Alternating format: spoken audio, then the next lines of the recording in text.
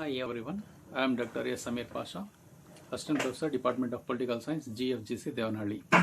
In my today's online class, I am going to explain you about Political Science, Bangalore North University, first semester BA, Paper 1, Module number 1, Session number 1. The topic is Meaning, Scope, Nature, Definitions, and Importance of Political Science. Man is a social animal. He cannot live in isolation because he is not self-sufficient.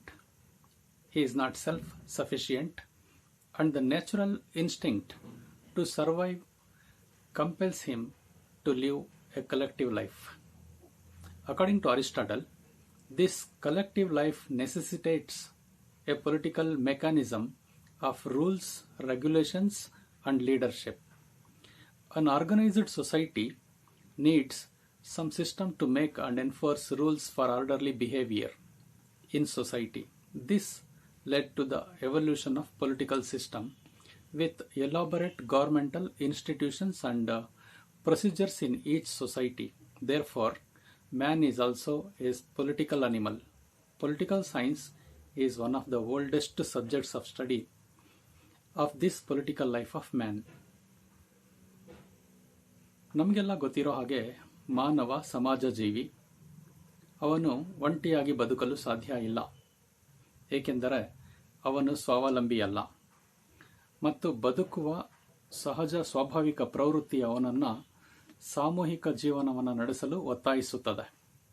Aristotle ಪ್ರಕಾರ ಈ ಸಾಮೂಹಿಕ ಜೀವನದ ನಿಯಮಗಳು ನಾಯಕತ್ವದ ರಾಜಕೀಯ ಕಾರ್ಯವಿಧಾನವನ್ನು ಬಯಸುತ್ತವೆ. ಸಂಘಟಿತ ಸಮಾಜಕ್ಕೆ ಸಮಾಜದಲ್ಲಿ ಕ್ರಮಬದ್ಧ ನಡವಳಿಕೆಗಾಗಿ ಕೆಲವು ನಿಯಮಗಳನ್ನು ಜಾರಿಗೊಳಿಸಲು ಕೆಲವು ವ್ಯವಸ್ಥೆಗಳ ಅಗತ್ಯ ಇರುತ್ತೆ. ಇದು ಪ್ರತಿ ಸಮಾಜದಲ್ಲಿ ವಿಸ್ತಾರವಾದ ಸರ್ಕಾರಿ ಸಂಸ್ಥೆಗಳು ಮತ್ತು ಕಾರ್ಯವಿಧಾನಗಳನ್ನು ಹೊಂದಿರುವ ರಾಜಕೀಯ ವ್ಯವಸ್ಥೆಯ ವಿಕಾಸಕ್ಕೆ ಕಾರಣವಾಯಿತು. ಆದ್ದರಿಂದ ಮನುಷ್ಯ ಸಾಮಾಜಿಕ ಜೀವಿನೂ ಹೌದು, ರಾಜಕೀಯ ಜೀವಿನೂ ಹೌದು. ರಾಜಕೀಯ ವಿಜ್ಞಾನ ಮನುಷ್ಯನ ರಾಜಕೀಯ ಜೀವನದ ಅಧ್ಯಯನದ ಹಳೆಯ ವಿಷಯಗಳಲ್ಲಿ ಒಂದಾಗಿದೆ. ಮಾನವ ಒಂಟಿಯಾಗಿ ಬಾಳಕ್ಕೆ ಸಾಧ್ಯ ಇಲ್ಲ, ಸಮಾಜದಲ್ಲಿ ಬಾಳ್ತಾನೆ. ಸಮಾಜದಲ್ಲಿ ಬದುಕಬೇಕಾದ್ರೆ ಕೆಲವು ನಿಯಮಗಳು, ಕೆಲವು ಸಂಸ್ಥೆಗಳ ಅವಶ್ಯಕತೆ ಇರುತ್ತೆ. ಅಂದರೆ ಸರ್ಕಾರ ಮತ್ತು ರಾಜ್ಯ ಇರಬೇಕಾಗುತ್ತೆ. ಹಾಗಾಗಿ ಮನುಷ್ಯ ತನ್ನನ್ನು ತಾನು ಆಳ್ಕೊಳ್ತಾನೆ. ತಾನು ಆಳ್ಕೊಳ್ಳೋದಕ್ಕೋಸ್ಕರ ರಾಜಕೀಯ ಚಟುವಟಿಕೆಗಳು ಬೇಕಾಗುತ್ತೆ ಅವನಿಗೆ. ಮನುಷ್ಯ ರಾಜಕೀಯ ಜೀವಿನೂ ಹೌದು, ಸಾಮಾಜಿಕ ಜೀವಿನೂ ಹೌದು. ಹೀಗಾಗಿ ಅವನ ರಾಜಕೀಯ ನಡವಳಿಕೆಗಳಿಗೆ ಸಂಬಂಧಪಟ್ಟಿರ್ತಕ್ಕಂಥ ಅಭ್ಯಾಸ ವಸ್ತುನೇ ರಾಜ್ಯಶಾಸ್ತ್ರ. ರಾಜಕೀಯ ಜೀವನದ ಅಧ್ಯಯನದ ಹಳೆಯ ವಿಷಯಗಳಲ್ಲಿ ಇದು ಪ್ರಮುಖವಾಗಿದೆ ಅಂತ ಅರಿಸ್ಟಾಟಲ್ ಹೇಳ್ತಾನೆ. The nature of political science. Politics is not only A mere institution of governance but also A mechanism for achieving societal goals. Political science is a social science concerned with the theory and practice of politics and the description and analysis of political systems and political behavior. It includes matters concerning the allocation and transfer of power in decision making, the roles and systems of governance including governments and international organizations, political behavior and public policies.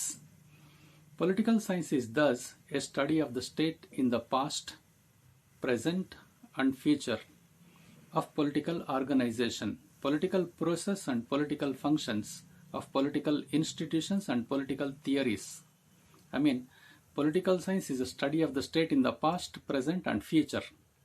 Political science has several subfields, including political theory, public policy, national politics, international relations, human rights, environment politics, and comparative politics.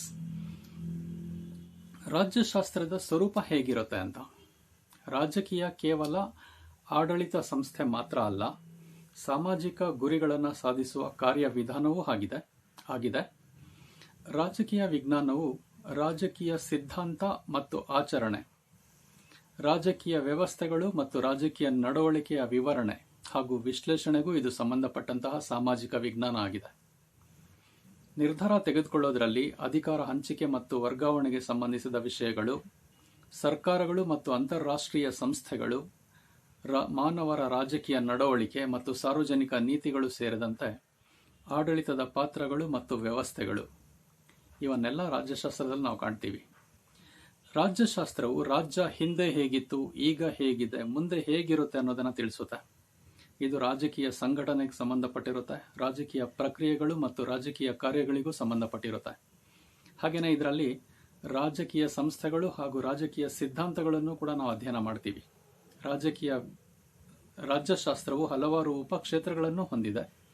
ಅವುಗಳಂತ ಹೇಳಿದ್ರೆ ಇದರ ಸ್ವರೂಪದಲ್ಲಿ ಬರ್ತಕ್ಕಂಥ ಪ್ರಮುಖ ಅಂಶಗಳು ರಾಜಕೀಯ ಸಿದ್ಧಾಂತ, ಸಾರ್ವಜನಿಕ ನೀತಿ, ರಾಷ್ಟ್ರೀಯ ರಾಜಕೀಯ, ಅಂತಾರಾಷ್ಟ್ರೀಯ ಸಂಸ್ಥೆಗಳು, ಮಾನವನ ಹಕ್ಕುಗಳು, ಪರಿಸರ ರಾಜಕೀಯ ಮತ್ತು ಹೋಲಿಕಾತ್ಮಕ ರಾಜಕೀಯ. ಈ ಅಂಶಗಳು ಕೂಡ ಇದರ ಸ್ವರೂಪದಲ್ಲಿ ಕಂಡುಬರುತ್ತೆ. ಈಗ ರಾಜ್ಯಶಾಸ್ತ್ರದ ಸ್ವರೂಪದಲ್ಲಿ ಏನೇನು ಪ್ರಮುಖ ಅಂಶಗಳಿರುತ್ತೆ ಅಂತ ಹೇಳಿದ್ರೆ ರಾಜಕೀಯ ಸಿದ್ಧಾಂತ, ಸಾರ್ವಜನಿಕ ನೀತಿ ಅಥವಾ ಆಡಳಿತ, ರಾಷ್ಟ್ರೀಯ ರಾಜಕೀಯ, ಅಂತಾರಾಷ್ಟ್ರೀಯ ರಾಜಕೀಯ ಅಥವಾ ಸಂಬಂಧಗಳು, ಮನುಷ್ಯರ ಹಕ್ಕುಗಳು ಮತ್ತು ಸ್ವಾತಂತ್ರ್ಯಗಳು, ಪರಿಸರ ರಾಜಕೀಯ ಮತ್ತು ತುಲನಾತ್ಮಕ ರಾಜಕೀಯ ಅಥವಾ ಹೋಲಿಕಾತ್ಮಕ ರಾಜಕೀಯ. ಇಷ್ಟು ಅಂಶಗಳನ್ನು ನಾವು ರಾಜ್ಯಶಾಸ್ತ್ರದಲ್ಲಿ ಇದರ ಸ್ವರೂಪದಲ್ಲಿ ಕಾಣಬಹುದು. ಈಗ ರಾಜ್ಯಶಾಸ್ತ್ರ ಎಲ್ಲಿ ಹುಟ್ಟಿತು, ಯಾವ ಥರ ಬೆಳವಣಿಗೆ ಆಗ್ತಾ ಬಂತು ಅನ್ನೋದನ್ನು ಸ್ವಲ್ಪ ನೋಡೋದಾದ್ರೆ, the origin of political science. The antecedents of Western politics can be traced their roots back to Greek thinkers Socrates and Plato. 427 to 347 BC. They were lived at the time of 427 to 347 BC. And Aristotle, 384 to 322 BC. The studies were philosophy oriented. Plato wrote the Republic and Aristotle wrote the book called Politics. Aristotle is known as the father of political science. He is famous for his statement, man is a political animal.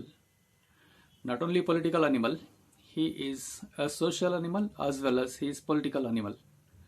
The word politics is derived from the Greek word polis, P-O-L-I-S, which means a city state.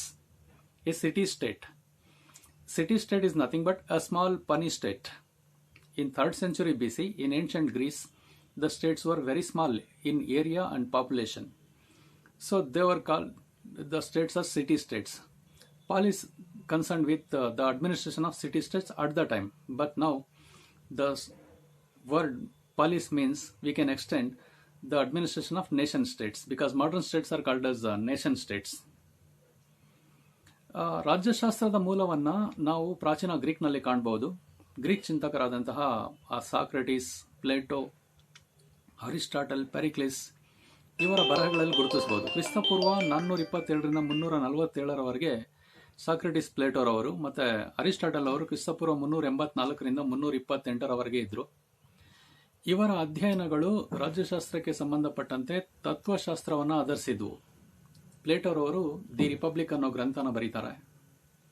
Aristotle ಅವರು politics ಅನ್ನೋ ಗ್ರಂಥನ ಬರೆದಿದ್ದಾರೆ. ಇವರಲ್ಲಿ Aristotle ರವರನ್ನ ರಾಜ್ಯಶಾಸ್ತ್ರದ ಪಿತಾಮಹ ಅಂತ ಕರೀತಾರೆ. ಯಾಕೆ ಅಂತ ಹೇಳಿದ್ರೆ ರಾಜ್ಯಶಾಸ್ತ್ರದ ಬಗ್ಗೆ ಸ್ಪಷ್ಟವಾಗಿ ವೈಜ್ಞಾನಿಕವಾಗಿ ಪ್ರಪ್ರಥಮ ಬಾರಿಗೆ ತಿಳಿಸಿದಂಥ ಕೀರ್ತಿ ಇವರಿಗೆ ಸೇರುತ್ತೆ. ಹಾಗೇನೆ ಅರಿಸ್ಟಾಟಲ್ ಹೇಳ್ತಾನೆ, ಮಾನವ ಸಾಮಾಜಿಕ ಜೀವಿನೂ ಹೌದು, ರಾಜಕೀಯ ಜೀವಿನೂ ಹೌದು, ಮನುಷ್ಯ ರಾಜಕೀಯ ಪ್ರಾಣಿ ಅಂತ ಹೇಳಿದ್ದಾನೆ ಅವನು. ಈ ಹೇಳಿಕೆಯಿಂದಲೇ ಆತ ಪ್ರಸಿದ್ಧನಾಗಿದ್ದಾನೆ.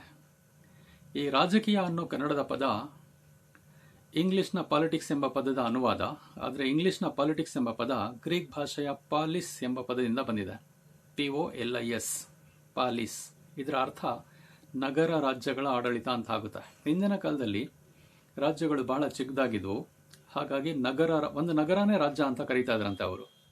ವಿಸ್ತೀರ್ಣ ಬಹಳ ಚಿಕ್ಕದಾಗಿತ್ತು, ಜನಸಂಖ್ಯೆ ತುಂಬ ಕಡಿಮೆ ಇತ್ತು. ಹಾಗಾಗಿ ಚಿಕ್ಕ ರಾಜ್ಯಗಳನ್ನೇ ರಾಜ್ಯಗಳು ಅಂತ ಕರೀತಾ ಇದ್ರು. ಅವುಗಳೇ ನಗರ ರಾಜ್ಯಗಳಾಗಿದ್ವು. ಈಗ ಆಧುನಿಕ ಕಾಲದಲ್ಲಿ ಇರ್ತಕ್ಕಂಥ ರಾಜ್ಯಗಳನ್ನು ರಾಷ್ಟ್ರ ರಾಜ್ಯಗಳು ಅಂತ ಕರಿತೀವಿ. ಇದಕ್ಕೆ ಕಾರಣ ದೊಡ್ಡ ರಾಜ್ಯಗಳಿವು. During the height of Roman empire, famous historian documented the rise of the Roman Republic and the organization and histories of other nations, while statesmen like Julius Caesar, Cicero, and others provided us with examples of politics of the Republic and Rome's empire and wars.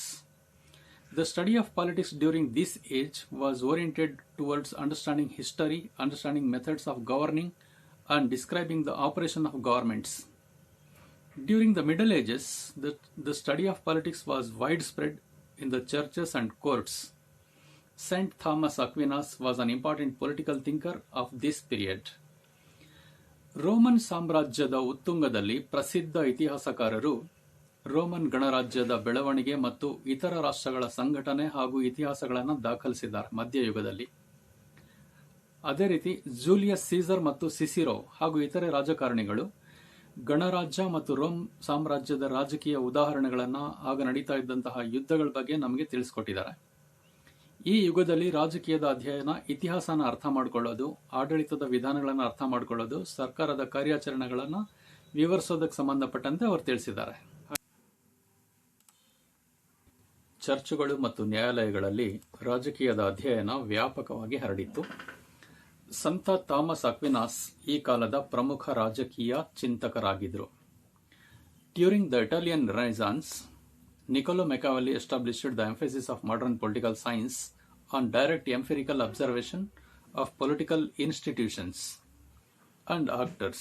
His famous book, The Prince, is a guide to modern realist politics. Other famous men of this period were Thomas Hobbes, John Locke, and Rousseau. Important figures of American politics of this period were Alexander Hamilton, Benjamin Franklin, and Thomas Jefferson. Italian ಪುನರುಜ್ಜೀವನದ ಸಮಯದಲ್ಲಿ ರಾಜಕೀಯ ಸಂಸ್ಥೆಗಳು ಮತ್ತು ಪಾತ್ರಧಾರಿಗಳ ನೇರ ಪ್ರಾಯೋಗಿಕ ಅವಲೋಕನಕ್ಕೆ ಆಧುನಿಕ ರಾಜಕೀಯ ವಿಜ್ಞಾನದ ಮಹತ್ವವನ್ನು ನಿಕೋಲೋ ಮೆಕ್ಯಾವೆಲ್ಲಿ ಅವರು ವಿವರಿಸಿದರು. ಅವರ ಪ್ರಸಿದ್ಧ ಗ್ರಂಥ ದಿ ಪ್ರಿನ್ಸ್ ಆಧುನಿಕ ವಾಸ್ತವಿಕ ರಾಜಕಾರಣಕ್ಕೆ ಮಾರ್ಗದರ್ಶಿಯಾಗಿದೆ. ಈ ಅವಧಿಯ ಇತರ ಪ್ರಸಿದ್ಧ ರಾಜಕೀಯ ಚಿಂತಕರು ಅಂತ ಹೇಳಿದ್ರೆ ಥಾಮಸ್ ಹಾಬ್ಸ್, ಜಾನ್ ಲಾಕ್ ಮತ್ತು ರೂಸೋ. ಅದೇ ರೀತಿ ಅಮೆರಿಕದ ರಾಜಕೀಯದಲ್ಲಿ ಪ್ರಮುಖ ಪಾತ್ರವನ್ನು ವಹಿಸಿದಂತಹ ಆ ಕಾಲದ ರಾಜಕೀಯ ತಜ್ಞರು ಅಂತ ಹೇಳಿದ್ರೆ ಅಲೆಕ್ಸಾಂಡರ್ ಹ್ಯಾಮಿಲ್ಟನ್, ಬೆಂಜಮಿನ್ ಫ್ರಾಂಕ್ಲಿನ್ ಮತ್ತು Thomas Jefferson. In ancient India, the antecedents of politics can be traced back to the Rigveda, Samhitas, Brahmanas, the Mahabharata and Buddhist Pali canon. Chanakya was a political thinker in Takshashila in 3rd century BC. He wrote the Arthashastra. He wrote the book called as the Arthashastra, a treatise on political thought, economic and social order, which can be considered a precursor to Machiavelli's The Prince.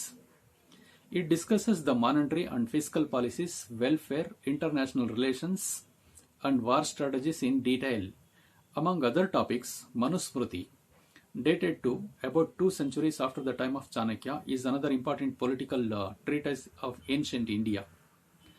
ಪ್ರಾಚೀನ ಭಾರತದಲ್ಲಿ ರಾಜಕೀಯದ ಹಿಂದಿನ ಅಂಶಗಳನ್ನು, ಬಹಳ ಪ್ರಾಚೀನ ಕಾಲದ ಅಂಶಗಳನ್ನು ಋಗ್ವೇದ, ಸಂಹಿತೆಗಳು, ಬ್ರಾಹ್ಮಣರು, ಮಹಾಭಾರತ, ಬೌದ್ಧರ ಪಾಲಿ ಕ್ಯಾನನ್ ಇವುಗಳಲ್ಲಿ ಗುರುತಿಸಲಾಗಿತ್ತು. ಚಾಣಕ್ಯ 3ನೇ ಶತಮಾನದಲ್ಲಿ ತಕ್ಷಶಿಲದಲ್ಲಿ ಬಹಳ ಹೆಸರುವಾಸಿಯಾದಂತಹ ರಾಜಕೀಯ ಚಿಂತಕನಾಗಿದ್ದ. ಈತ ರಾಜಕೀಯ ಚಿಂತನೆ, ಅರ್ಥಶಾಸ್ತ್ರ, ಸಾಮಾಜಿಕ ಕ್ರಮಗಳ ಕುರಿತಾದ ಅರ್ಥಶಾಸ್ತ್ರ ಅನ್ನೋ ಪ್ರಸಿದ್ಧ ಗ್ರಂಥನ ಬರೀತಾನೆ. ಇದನ್ನ ಮೆಕ್ಯಾವೆಲ್ಲಿಯ ದಿ ಪ್ರಿನ್ಸ್ ಗ್ರಂಥದ ಪೂರ್ವಗಾಮಿ ಎಂದು ಪರಿಗಣಿಸಬಹುದು. ಅಂದ್ರೆ ಮೆಕ್ಯಾವೆಲ್ಲಿ ದ ಪ್ರಿನ್ಸ್ ಗ್ರಂಥ ಬರೆದಿದ್ದಾನಲ್ಲ, ಅದರಲ್ಲಿ ಏನು ಅಂಶಗಳಿದೆಯೋ ಅದೇ ತರ ಅಂಶಗಳನ್ನ ಚಾಣಕ್ಯ ಅಥವಾ ಕೌಟಿಲ್ಯ ಕ್ರಿಸ್ತಪೂರ್ವ 3ನೇ ಶತಮಾನದಲ್ಲಿ ವಿವರಿಸಿದ್ದ. ಇದು ವಿತ್ತೀಯ, ಹಣಕಾಸಿನ ನೀತಿಗಳು, ಸಮಾಜ ಕಲ್ಯಾಣ, ಅಂತಾರಾಷ್ಟ್ರೀಯ ಸಂಬಂಧಗಳು, ಯುದ್ಧ ಮತ್ತು ತಂತ್ರಗಳು, ಇತರೆ ವಿಷಯಗಳ ಬಗ್ಗೆ ವಿವರವಾಗಿ ತಿಳಿಸ್ತಕ್ಕಂಥ ಗ್ರಂಥ ಅರ್ಥಶಾಸ್ತ್ರ. ಚಾಣಕ್ಯನ ಕಾಲದ ಸುಮಾರು 2 ಶತಮಾನಗಳ ಹಿಂದಿನ ಮನುಸ್ಮೃತಿ ಪ್ರಾಚೀನ ಭಾರತದ ಮತ್ತೊಂದು ಪ್ರಮುಖ ರಾಜಕೀಯ ಗ್ರಂಥ ಅಂತ ಹೇಳ್ಬೋದು. ಅಂದ್ರೆ ರಾಜ್ಯಶಾಸ್ತ್ರದ ಬಗ್ಗೆ ಪ್ರಾಚೀನ ಕಾಲದಲ್ಲಿ ಭಾರತೀಯರಿಗೆ ಹೆಚ್ಚಿನ ಪರಿಜ್ಞಾನ ಇತ್ತು ಅನ್ನೋದಕ್ಕೆ ಇವೆಲ್ಲ ಉದಾಹರಣೆಗಳು. Let us discuss about the importance of the study of political science. The study of politics is both humanistic and scientific and is centuries old. Aristotle called it as the queen of sciences, and also he called it the master science. Today's political research involves highly scientific and rigorous attempts to understand human behavior and world events. Political scientists provide the framework from which journalists, special interest groups, politicians, and the electorate analyze issues. ರಾಜ್ಯಶಾಸ್ತ್ರದ ಅಧ್ಯಯನದ ಪ್ರಾಮುಖ್ಯತೆ ಏನು? ರಾಜ್ಯಶಾಸ್ತ್ರದ ಅಧ್ಯಯನವು ಮಾನವೀಯ ಮತ್ತು ವೈಜ್ಞಾನಿಕವಾಗಿದೆ ಮತ್ತು ಇದು ಶತಮಾನಗಳಷ್ಟು ಹಳೆಯದಾಗಿದೆ. Aristotle ಇದನ್ನ ವಿಜ್ಞಾನಗಳ ರಾಣಿ ಅಂತ ಕರೀತಾನೆ, ಸರ್ವಶ್ರೇಷ್ಠ ವಿಜ್ಞಾನ ಅಂತ ಕರೀತಾನೆ. ಇಂದಿನ ರಾಜಕೀಯ ಸಂಶೋಧನೆ ಮಾನವನ ನಡವಳಿಕೆ ಮತ್ತು ವಿಶ್ವದ ಘಟನೆಗಳನ್ನು ಅರ್ಥ ಮಾಡಿಕೊಳ್ಳಲು ಹೆಚ್ಚು ವೈಜ್ಞಾನಿಕ ಮತ್ತು ಕಠಿಣ ಪ್ರಯತ್ನಗಳನ್ನು ಒಳಗೊಂಡಿದೆ. ರಾಜಕೀಯ ವಿಜ್ಞಾನಿಗಳು, ಪತ್ರಕರ್ತರು, ವಿಶೇಷ ಆಸಕ್ತಿ ಗುಂಪುಗಳು, ರಾಜಕಾರಣಿಗಳು ಮತ್ತು ಮತದಾರರಿಗೆ ಸಮಸ್ಯೆಗಳನ್ನು ವಿಶ್ಲೇಷಿಸುವುದಕ್ಕಾಗಿ ರಾಜಕೀಯದ ಚೌಕಟ್ಟುಗಳನ್ನು ಈ ರಾಜ್ಯಶಾಸ್ತ್ರ ಒದಗಿಸಿಕೊಡುತ್ತೆ. Political science as a discipline deals with various aspects like study of state and government. First important aspect. It deals with the nature and formation of the state and tries to understand various forms and functions of the government. Secondly, study of associations and institutions. In organized way, the fundamental problems of political science include: first, an investigation of the origin and the nature of the state. Second, an inquiry into the nature, history, and forms of political institutions. And third, deduction, therefore, so far as possible, of laws of political growth and development. Study of national and international problems. Modern demands of defense, of territory, representative government, and national unity have made political science not only the science of political independence but that the state of sovereignty also. ರಾಜ್ಯಶಾಸ್ತ್ರ ಒಂದು ಪ್ರತ್ಯೇಕ ಅಧ್ಯಯನವಾಗಿ ವಿವಿಧ ಅಂಶಗಳನ್ನು ಒಳಗೊಂಡಿದೆ. ಇದರ ಮಹತ್ವ ಹೆಚ್ಚಾಗಿದೆ. ರಾಜ್ಯ ಮತ್ತು ಸರ್ಕಾರದ ಬಗ್ಗೆ ಇದು ಅಧ್ಯಯನ ಮಾಡುತ್ತೆ. ರಾಜ್ಯದ ಸ್ವರೂಪ, ರಾಜ್ಯದ ರಚನೆ ಮತ್ತು ಸರ್ಕಾರದ ವಿವಿಧ ಪದ್ಧತಿಗಳು, ರೂಪಗಳು ಮತ್ತು ಸರ್ಕಾರದ ಕಾರ್ಯಾಚರಣೆಯನ್ನು ತಿಳಿಸುತ್ತೆ. ಹಾಗಾಗಿ ಇದರ ಮಹತ್ವ ಹೆಚ್ಚಾಗಿದೆ. ಮೊದಲನೇದಾಗಿ ರಾಜ್ಯ ಮತ್ತು ಸರ್ಕಾರದ ಬಗ್ಗೆ ಸ್ಪಷ್ಟವಾಗಿ ವಿವರಿಸುತ್ತೆ. ಸಂಘಗಳು ಮತ್ತು ಸಂಸ್ಥೆಗಳ ಅಧ್ಯಯನನೂ ಇದರಲ್ಲಿ ಬರುತ್ತೆ. ಸಂಘಟಿತ ರೀತಿಯಲ್ಲಿ ರಾಜಕೀಯ ವಿಜ್ಞಾನದ ಮೂಲಭೂತ ಸಮಸ್ಯೆಗಳು ಸೇರ್ಕೊಂಡಿವೆ. ಮೊದಲನೇದಾಗಿ ರಾಜ್ಯದ ಮೂಲ ಮತ್ತು ಸ್ವರೂಪದ ಬಗ್ಗೆ ತನಿಖೆ ನಡೆಸೋದು. ಎರಡನೇದು ರಾಜಕೀಯ ಸಂಸ್ಥೆಗಳ ಇತಿಹಾಸ, ಸ್ವರೂಪ, ಇದರ ಬಗ್ಗೆ ತಿಳುವಳಿಕೆ ಮೂಡಿಸ್ತಕ್ಕಂಥದ್ದು. ಮೂರನೇದಾಗಿ ಸಾಧ್ಯವಾದಷ್ಟು ರಾಜಕೀಯ ಬೆಳವಣಿಗೆ ಮತ್ತು ಅಭಿವೃದ್ಧಿ, ಅದಕ್ಕೆ ಸಂಬಂಧಪಟ್ಟ ಕಾನೂನುಗಳನ್ನು ವಿವರಿಸ್ತಕ್ಕಂಥದ್ದು. ರಾಷ್ಟ್ರೀಯ ಮತ್ತು ಅಂತಾರಾಷ್ಟ್ರೀಯ ಸಮಸ್ಯೆಗಳ ಅಧ್ಯಯನನೂ ಕೂಡ ರಾಜ್ಯಶಾಸ್ತ್ರದಲ್ಲೇ ಬರುತ್ತೆ. ಭೂಪ್ರದೇಶ, ಪ್ರತಿನಿಧಿ ಸರ್ಕಾರ, ರಾಷ್ಟ್ರೀಯ ಏಕತೆಯ ರಕ್ಷಣೆ, ಆಧುನಿಕ ಬೇಡಿಕೆಗಳು. ರಾಜಕೀಯ ವಿಜ್ಞಾನವನ್ನು ರಾಜಕೀಯ ಸ್ವಾತಂತ್ರ್ಯದ ವಿಜ್ಞಾನವನ್ನು ಮಾತ್ರವಲ್ಲದೆ ರಾಜ್ಯದ ಪರಮಾಧಿಕಾರವನ್ನು ಸಹ ಎತ್ತಿ ಹಿಡಿಯುತ್ತದೆ. ಸೊ ರಾಜ್ಯದ ಪರಮಾಧಿಕಾರದ ಬಗ್ಗೆ, ಸ್ವಾತಂತ್ರ್ಯದ ಬಗ್ಗೆ ತಿಳ್ಕೋಬೇಕಾದ್ರೆ, ಅಂತಾರಾಷ್ಟ್ರೀಯ ಸಮಸ್ಯೆಗಳನ್ನು ಅರ್ಥ ಮಾಡ್ಕೊಳ್ಬೇಕಾದ್ರೆ ರಾಜ್ಯಶಾಸ್ತ್ರದ ಅಧ್ಯಯನ ಅತಿ ಅವಶ್ಯಕ ಆಗುತ್ತೆ. Study of political behaviour of man. It may be stead that the character of political science in all it's parts is determined by its basic presupposition regarding man. A study of the past, present, and future of development. Political science attempts to explain the meaning and the essential nature of the state and deals with the laws of its progress and development within itself and in relation to international organizations and other states. Study of the concepts of power, authority, and influence. With the behavioral revolution, the central topic for study has become the study of power. Consequently, the scope has widened to include new aspects like political socialization, political culture, political development, and informal structures like interest and pressure groups. ಮನುಷ್ಯನ ರಾಜಕೀಯ ನಡವಳಿಕೆಯ ಅಧ್ಯಯನ ಮಾಡುತ್ತೆ ರಾಜ್ಯಶಾಸ್ತ್ರ. ರಾಜಕೀಯ ವಿಜ್ಞಾನದ ಎಲ್ಲ ಭಾಗಗಳಲ್ಲಿನ ಗುಣಲಕ್ಷಣ ಮನುಷ್ಯನ ಬಗೆಗೆ ಅದರ ಮೂಲ ಪೂರ್ವಭಾವಿ ನಿರ್ಧಾರದಿಂದ ನಿರ್ಧರಿಸಲ್ಪಡುತ್ತದೆ ಅಂತ ಹೇಳ್ಬೋದು. ಅಂದ್ರೆ ರಾಜಕೀಯ ಚಟುವಟಿಕೆಗಳಲ್ಲಿ ಮನುಷ್ಯನ ನಡವಳಿಕೆ ಯಾವ ತರ ಪಾತ್ರ ವಹಿಸುತ್ತೆ ಅನ್ನೋದನ್ನು ಇದು ತಿಳಿಸುತ್ತೆ. ಅಭಿವೃದ್ಧಿಯ ಹಿಂದಿನ, ವರ್ತಮಾನದ ಮತ್ತು ಭವಿಷ್ಯದ ಅಧ್ಯಯನ ಕೂಡ ರಾಜ್ಯಶಾಸ್ತ್ರದ ಅಧ್ಯಯನದ ಮೂಲಕ ತಿಳ್ಕೋಬಹುದಾಗುತ್ತೆ. ಹಾಗೇನೆ ಅಂತಾರಾಷ್ಟ್ರೀಯ ಸಂಸ್ಥೆಗಳು, ವಿಶ್ವದ ಇತರೆ ರಾಷ್ಟ್ರಗಳು, ಅಭಿವೃದ್ಧಿಗೆ ಸಂಬಂಧಪಟ್ಟಂತಹ ಕಾನೂನುಗಳು, ರಾಜ್ಯಗಳ ಸ್ವರೂಪ, ಅದರ ಅರ್ಥ ಇತ್ಯಾದಿಗಳನ್ನು ಸ್ಪಷ್ಟವಾಗಿ ರಾಜ್ಯಶಾಸ್ತ್ರ ವಿವರಿಸುತ್ತೆ. ಅಧಿಕಾರದ ಪ್ರಭಾವದ ಪರಿಕಲ್ಪನೆಗಳ ಅಧ್ಯಯನ ಕೂಡ ಇದರಲ್ಲಿ ಅಧ್ಯಯನ ಮಾಡ್ತೀವಿ ನಾವು. ಅಧಿಕಾರ ಅಂದರೆ ಏನು, ಅದನ್ನು ಚಲಾಯಿಸೋರು ಯಾವ ಆಧಾರದ ಮೇಲೆ ಅಧಿಕಾರ ಚಲಾಯಿಸ್ತಾರೆ, ಯಾಕೆ ಅಧಿಕಾರ ಚಲಾಯಿಸಬೇಕು, ಇದರಿಂದ ಏನು ಅನುಕೂಲ ಆಗುತ್ತೆ, ಹಾಗೆಯೇ ರಾಜಕೀಯ ಸಾಮಾಜೀಕರಣ, ರಾಜಕೀಯ ಸಂಸ್ಕೃತಿ, ರಾಜಕೀಯ ಅಭಿವೃದ್ಧಿ ಮತ್ತು ಆಸಕ್ತಿ, ಒತ್ತಡ ಗುಂಪುಗಳಂತಹ ಅನೌಪಚಾರಿಕ ರಚನೆಗಳಂತಹ ಹೊಸ ಅಂಶಗಳನ್ನು ಕೂಡ ರಾಜ್ಯಶಾಸ್ತ್ರದಲ್ಲಿ ಅಧ್ಯಯನ ಮಾಡ್ತೀವಿ. ಈಗ ರಾಜ್ಯಶಾಸ್ತ್ರ ಅಂದರೆ ಏನು, ಅದರ ಸ್ವರೂಪ ಮತ್ತು ಮಹತ್ವ ತಿಳ್ಕೊಂಡಿದ್ದಾಯಿತು. ರಾಜ್ಯಶಾಸ್ತ್ರದ ಅರ್ಥದ ಬಗ್ಗೆ ಇರತಕ್ಕಂಥ ವ್ಯಾಖ್ಯೆಗಳನ್ನು ಅರ್ಥನ ತಿಳ್ಕೋಬೇಕಾಗುತ್ತೆ. Let us discuss the definitions of political science. From the traditional point of view, we may define political science as the study of the state and government in all their manifestations, aspects and relationships. Traditional point of view, we may define political science as the study of state and government in all other manifestations, aspects and relationships. In this sense, politics can be domestic, national, federal, municipal or international. Politics can be domestic, national, federal, municipal or international. These early definitions of political science dealt generally with the state and government. Political science deals with only the state and government according to these traditional point of views. J.W. Garner, an important political thinker, says that political science begins and ends with the state. Politics is the study of state and government, in his opinion. ರಾಜ್ಯಶಾಸ್ತ್ರದ ಅರ್ಥದ ಬಗ್ಗೆ ವ್ಯಾಖ್ಯೆಗಳನ್ನು ಗಮನಿಸೋದಾದರೆ, ಸಾಂಪ್ರದಾಯಿಕ ದೃಷ್ಟಿಕೋನದ ಪ್ರಕಾರ ರಾಜ್ಯಶಾಸ್ತ್ರ ಕೇವಲ ರಾಜ್ಯ ಮತ್ತು ಸರ್ಕಾರದ ಬಗ್ಗೆ ಮಾತ್ರ ಅಧ್ಯಯನ ಮಾಡುತ್ತೆ.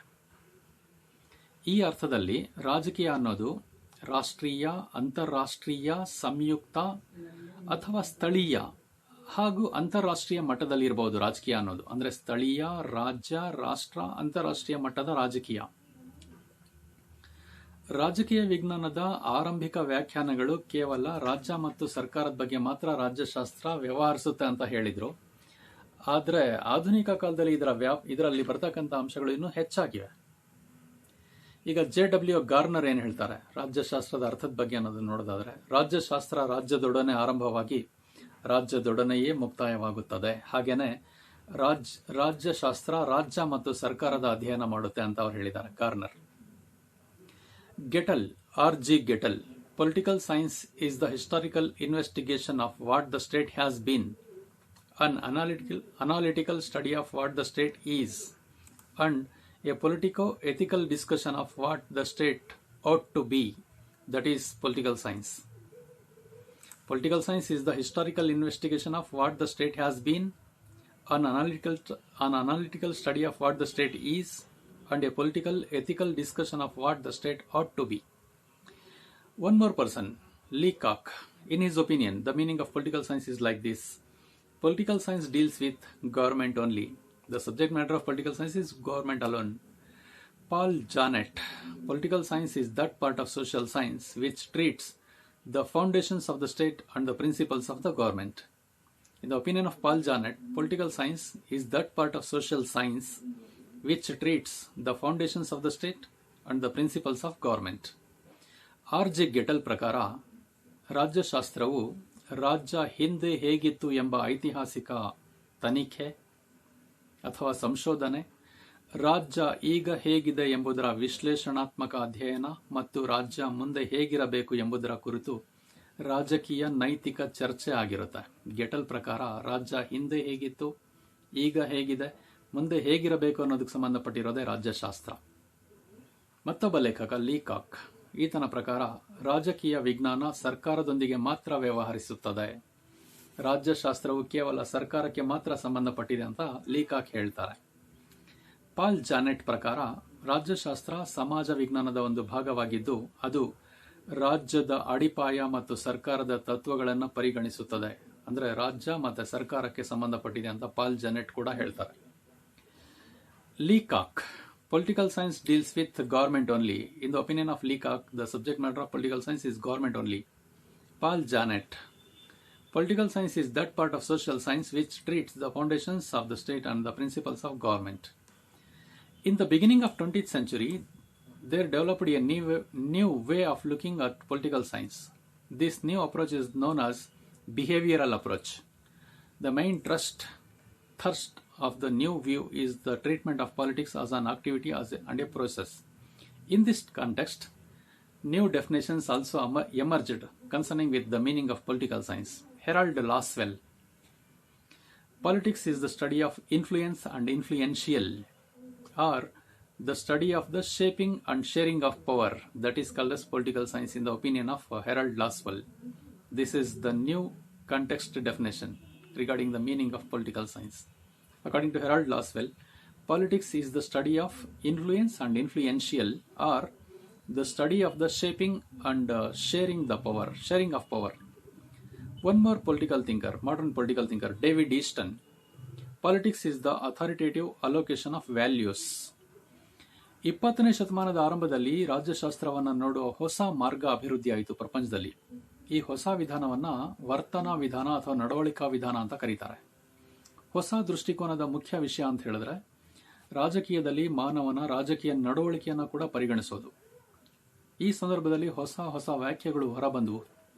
ಅವುಗಳಲ್ಲಿ ಹೆರಾಲ್ಡ್ ಲಾಸ್ವೆಲ್ ಅನ್ನೋ ಒಬ್ಬ ಆಧುನಿಕ ಲೇಖಕ ರಾಜ್ಯಶಾಸ್ತ್ರ ಪ್ರಭಾವ ಮತ್ತು ಪ್ರಭಾವದ ಅಧ್ಯಯನ ಅಂತ ಹೇಳ್ತಾನೆ. ಅಥವಾ ಅಧಿಕಾರವನ್ನ ರೂಪಿಸೋ ಮತ್ತು ಹಂಚಿಕೊಳ್ತಕ್ಕಂಥ ವಿಧಾನವೇ ಅಧಿಕಾರನ ರೂಪಿಸೋದು ಮತ್ತು ಅಧಿಕಾರನ ಹಂಚಿಕೊಳ್ತಕ್ಕಂಥದಕ್ಕೆ ಸಂಬಂಧಪಟ್ಟ ವಿಜ್ಞಾನನೇ ರಾಜ್ಯಶಾಸ್ತ್ರ.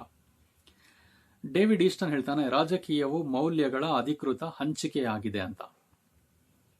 Catelyn: political science is study of the act of human and social control. According to Catlin, political science is the study of the act of human and social control. Andrew Haywood: politics can be defined as an activity through which people make, preserve, and amend the general rules under which they live. Modern political scientists consider politics as a process centering around power and influence. Modern political scientists consider politics as a process centering around power and influence. They are concerned with not just the state and the government, but also the study and evolution of political activities, political power, process, and non-governmental institutions. Catelyn ಪ್ರಕಾರ ರಾಜಕೀಯ ವಿಜ್ಞಾನವು ಮಾನವ ಮತ್ತು ಸಾಮಾಜಿಕ ನಿಯಂತ್ರಣದ ಕ್ರಿಯೆಯ ಅಧ್ಯಯನ ಆಗಿದೆ. ಆಂಡ್ರೂ ಹೇವುಡ್ ಪ್ರಕಾರ ರಾಜಕೀಯವನ್ನ ಜನರು ತಾವು ವಾಸಿಸುವ ಸಾಮಾನ್ಯ ನಿಯಮಗಳನ್ನು ರೂಪಿಸುವ, ಸಂರಕ್ಷಿಸುವ ಮತ್ತು ತಿದ್ದುಪಡಿ ಮಾಡುವ ಚಟುವಟಿಕೆ ಅಂತ ವ್ಯಾಖ್ಯಾನಿಸಿದ್ದಾರೆ. ರಾಜಕೀಯನ ಜನರು ತಾವು ವಾಸಿಸುವ ಸಾಮಾನ್ಯ ನಿಯಮಗಳನ್ನು ರೂಪಿಸ್ತಕ್ಕಂತಹ, ಸಂರಕ್ಷಿಸುವ ಮತ್ತು ತಿದ್ದುಪಡಿ ಮಾಡುವ ಚಟುವಟಿಕೆ. ತಮಗೋಸ್ಕರ ಇರತಕ್ಕಂಥ ಕಾನೂನುಗಳನ್ನು ರೂಪಿಸೋದು, ಸಂರಕ್ಷಿಸೋದು, ತಿದ್ದುಪಡಿ ಮಾಡುವ ಚಟುವಟಿಕೆಗೆ ರಾಜ್ಯಶಾಸ್ತ್ರ ಅಂತ ಹೇಳ್ತಾನೆ. ಆಧುನಿಕ ರಾಜ್ಯಶಾಸ್ತ್ರಜ್ಞರು ರಾಜಕೀಯವನ್ನ ಅಧಿಕಾರ ಮತ್ತು ಪ್ರಭಾವವನ್ನ ಕೇಂದ್ರೀಕರಿಸುವ ಪ್ರಕ್ರಿಯೆ ಅಂತ ಪರಿಗಣಿಸಿದ್ದಾರೆ. ರಾಜಕೀಯ ಅನ್ನೋದು ಅಧಿಕಾರ ಮತ್ತು ಪ್ರಭಾವವನ್ನ ಕೇಂದ್ರೀಕರಿಸುವ ಪ್ರಕ್ರಿಯೆ, ನಿಖರವಾಗಿ ಹೇಳಿದ್ದಾರೆ ಅವರು. ಕೇವಲ ರಾಜ್ಯ ಮತ್ತು ಸರ್ಕಾರದ ಬಗ್ಗೆ ಮಾತ್ರ ವಿವರಿಸಲ್ಲ ರಾಜ್ಯಶಾಸ್ತ್ರ. ಇದು ರಾಜಕೀಯ ಚಟುವಟಿಕೆಗಳು, ರಾಜಕೀಯ ಶಕ್ತಿ, ಪ್ರಕ್ರಿಯೆಗಳು ಮತ್ತು ಸರ್ಕಾರೇತರ ಸಂಸ್ಥೆಗಳ ಅಧ್ಯಯನ ಹಾಗೂ ಮೌಲ್ಯಮಾಪನಗಳ ಬಗ್ಗೆನೂ ತಿಳಿಸುತ್ತೆ ಅಂತ ಹೇಳಿದ್ದಾರೆ. ಸೊ ಇಷ್ಟು ಅಂಶಗಳು ರಾಜ್ಯಶಾಸ್ತ್ರದ ಅರ್ಥ, ವ್ಯಾಖ್ಯೆಗಳು ಮತ್ತು ಪ್ರಾಮುಖ್ಯತೆ ಹಾಗೂ ಸ್ವರೂಪಕ್ಕೆ ಸಂಬಂಧಪಟ್ಟಿವೆ. Thank you.